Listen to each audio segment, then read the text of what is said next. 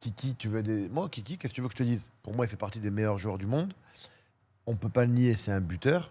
Dans une équipe, certaines équipes, par exemple, où on va lui demander, euh, sur un profil de Luis Enrique, un gros pressing avant d'attaquer, ça colle pas, on l'a vu, tu vois. C'est pas trop son délire. Et ça, les gars, il faut le comprendre. Il n'y a pas tout le monde capable de presser, de revenir et de repartir en contre. Voilà, c'est comme ça. Maintenant, dans le profil de Didier Deschamps, avec un bloc mi-hauteur compact, je sais, alors on va voir, parce que maintenant il y a quand même pas mal de joueurs du Paris Saint-Germain du côté de l'équipe de France, et, et comme on l'a vu sur le premier but je sais plus, du Brésil, ou je sais plus qui, c'est qui marque, non, en contre? Non, qui? Bref, sur la récupération de Ousmane Dembélé, il y a quand même un contre-pressing, tu vois, qui a été fait.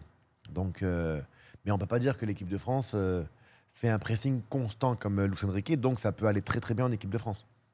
Tu vois. Et ensuite, les gars, quand vous voyez bien l'aspect tactique, par exemple, on parle de Kylian Mbappé avec cette équipe de France, Kylian n'a pas besoin de défendre sur les quatre défenseurs, hein. S'il se positionne bien sur un seul, l'un des deux centraux, s'il décide de le mettre en numéro 9, hein, bien évidemment, s'il décide de le mettre côté gauche, ça c'est un peu plus compliqué pour Kylian, parce que oui, c'est offensivement peut-être sa meilleure position, peut-être, mais en contrepartie, le latéral, il va se régaler, hein.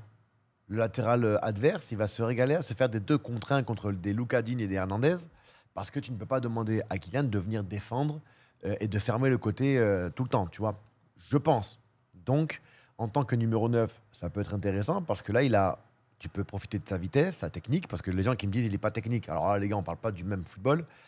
Et en plus de ça, tu as le fait qu'il peut venir déranger un, voire les deux centraux, tu vois, dans les relances. Et il est capable de faire ça quand même. Il est capable.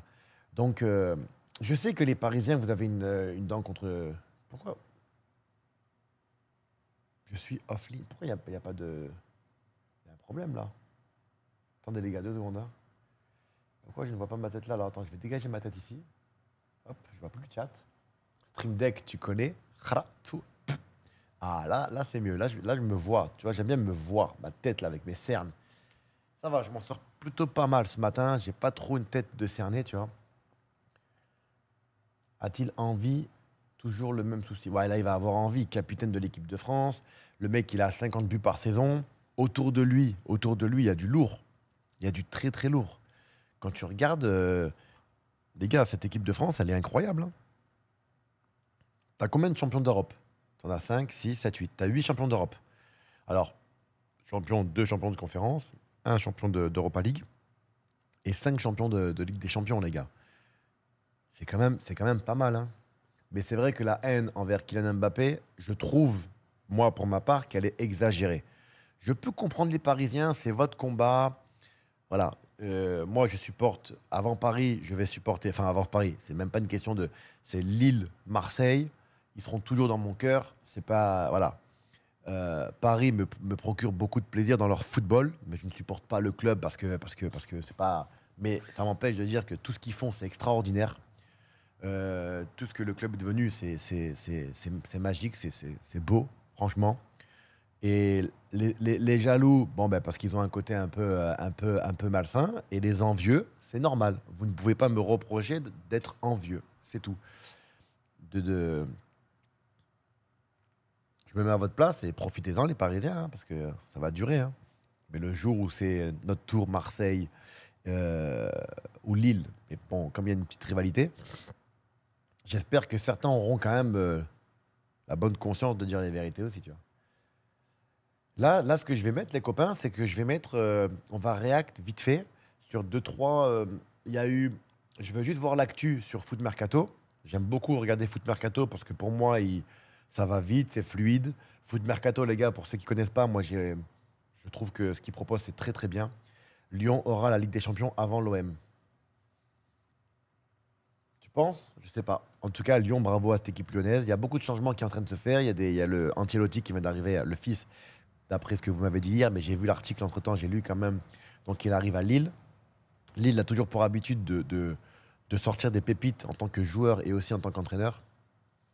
Donc voilà, comment ça va Mireille? Oh Mireille, Mireille Mafieux. Mireille, mafieux, oui, oui, oui. Ah, les gars, j'ai toujours pas été voir Michael Jackson. J'ai toujours pas été voir Michael Jackson, putain de merde. Ouais, je renifle, les gars, je m'excuse pour mes reniflements. Je renifle. Pierre Sage à Crystal Palace, t'en penses quoi? Déjà, il va partir?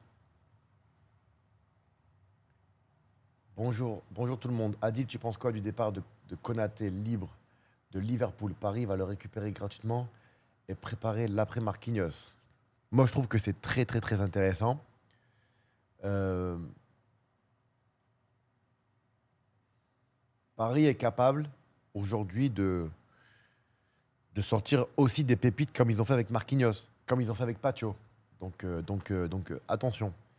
Et quand Paris recrute aujourd'hui, nous, on a tendance à croire que les grands clubs, surtout Paris, recrutent un nom qui explose. Euh, Vous savez, un nom qui cartonne, peu importe la position dans n'importe quel club ou dans n'importe quel championnat. Mais est-ce que vous savez qu'il y a l'aspect psychologique, les gars? Ça veut dire que le football, ok, les matchs, le nombre de minutes, les kilomètres par match. Après, ils appellent les joueurs qui ont joué avec lui, certains joueurs de confiance que les contacts ont du Paris Saint-Germain pour savoir comment il est. Est-ce qu'il est bien dans le vestiaire? Est-ce qu'il a des bonnes ondes? Est-ce qu'il fédère? Est-ce qu'il fédère? Est-ce que euh, est-ce que c'est quelqu'un qui sort? Est-ce que, attention les gars, Paris contrôle absolument tout. Tout, tout. Aujourd'hui, je vais vous dire un truc, je vais peut-être choquer du monde, hein. Comment ça va, Viggy Knight? Ah, tu rigoles ou quoi? Si vous voulez descendre en cinquième division avec moi, je peux signer à l'OM. Eh, je vais vous dire un truc. Alors, dites-moi, c'est un vrai débat. Est-ce que vous pensez, parce que Paris, ils ont fait un sorte d'année en année, ils ont galéré à se trouver. Ils ont pris des stars, il a fallu que construire beaucoup, mais beaucoup de choses du côté du Paris Saint-Germain, et ils ont perdu pour moi beaucoup de temps. Pour moi, celui qui a fait la différence et qui a remis le club en haut, celui qui a pris le club en bas et qui l'a remis là-haut, et pour que tout le monde soit en dessous, c'est Luis Enrique, avec Luis Campos, tu vois. Donc, il a fait ça, aujourd'hui, il a fait ça. Est-ce que vous pensez, c'est une vraie question que je vous pose, est-ce que vous pensez qu'avec cette équipe, tout le staff, qu'un joueur comme Neymar, à l'époque, en sachant que c'était un joueur talentueux, vu comment tu tournes aujourd'hui, hein, est-ce que tu penses que le staff l'aurait pris aujourd'hui? En sachant que c'était un hater, que c'est un mec pas très discipliné, malgré son talent, son génie, ce que tu veux. Là, je peux pas le nier. Sincèrement, les gars. Quand je vous disais depuis très longtemps, quand je bossais déjà chez Prime Video, et je vous disais qu'il y avait trop de talent, mais qu'ils n'avaient pas faire les efforts, mais que parfois c'était mieux d'avoir des gens un cran en dessous, mais, mais des gens qui avaient le goût de l'effort, tu sais, et qui aimaient souffrir, ça allait être une énorme différence. Et ça a pas, tu vois. Moi, je trouve qu'aujourd'hui, dans l'équipe du Paris Saint-Germain, à un moment donné, l'année dernière, vous m'avez parlé de Mo Salah. Mais jamais de la vie. Déjà, Mo Salah, déjà, si on en parle sur mon live tweet depuis très longtemps, à l'époque, vous le voyez tous Ballon d'Or et je vous avais dit, les gars, je vous promets qu'il y a une énorme différence. Si on parle juste du prime, l'instantané du prime d'Eden Hazard, moi, je préfère largement Eden Hazard. Ensuite, la longévité et la carrière, je te dirais Mohamed Salah. Mais en termes de qualité intrinsèque pure, Eden Hazard, 100 fois. Après, je suis d'accord avec toi, teint ton main. C'est vrai que Luis Enrique est capable de prendre un joueur talentueux que tout le monde kiffe et de le perfectionner. Mais je pense que Neymar, ça allait être compliqué, je pense. Là, maintenant, c'est fini. Qui va pouvoir rejoindre le Paris Saint-Germain? Ils vont pas faire d'erreur de casting, hein. Encore moins Luis Enrique, hein. Ils vont parler, ils vont contacter l'entourage, les familles, tout, pour savoir si le mec il est bien, hein, avant de rejoindre le Paris Saint-Germain. Là, t'as pas le droit à l'erreur. Tu ne peux pas arriver à ce niveau-là et te permettre de prendre une star qui va venir plomber ton vestiaire. De toute façon, la star qui vient au Paris Saint-Germain et qui veut faire le mec avec son ego surdimensionné, il va se faire flinguer par le vestiaire, mais en douceur. Rac. T'es fou. Est-ce que vous avez vu ces joueurs, les gars? Les mecs, Adil, voilà, il a mis Totti sur le banc à la Roma. Pareil. Messi au Barça.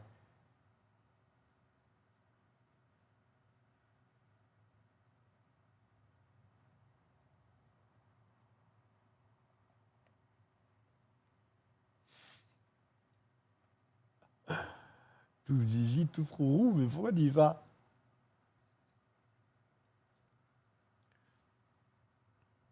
Alvarez, il veut rester. Alvarez, c'était vraiment un bon choix, hein. Bon, les gars, on va regarder un petit peu l'actualité parce que j'ai pas tout suivi. Ça vous dit? Allez, let's go.